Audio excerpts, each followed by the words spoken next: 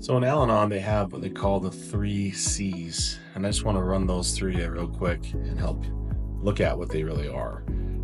You didn't cause it, you can't control it, and you can't cure it. So what does it mean to, like, you didn't cause it? I think a lot of parents, families, they take responsibility or some sort of ownership.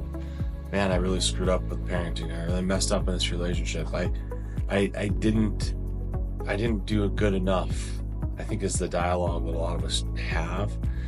But when we say you didn't cause it, this is what Al-Anon would look like.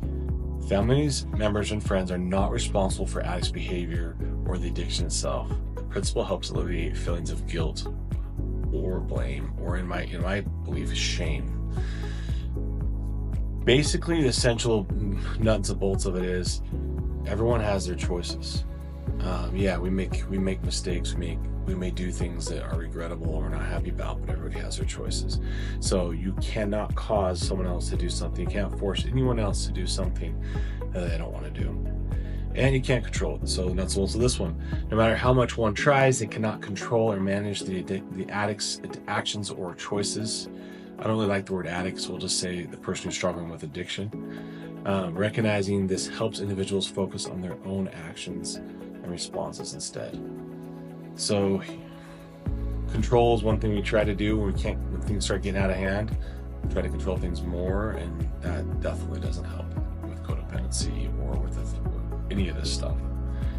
And that being said, why are the 3 C's talked about so much in Al-Anon? Because they're codependent behaviors.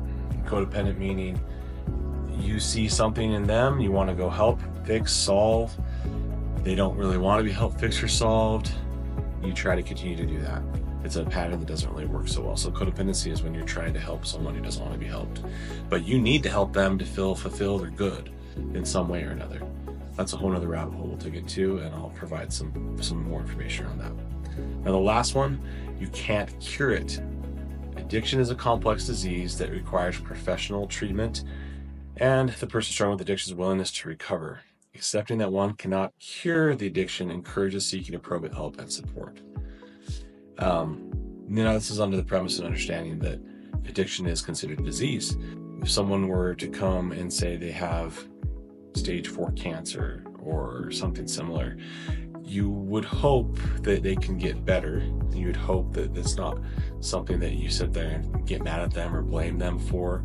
They have stage 4 cancer, but the chances of them healing is pretty low unless they go through really proper care.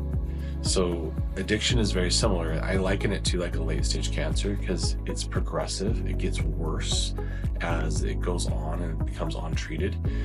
And the more it's allowed to build, the harder it is to kind of kick for a lot of people.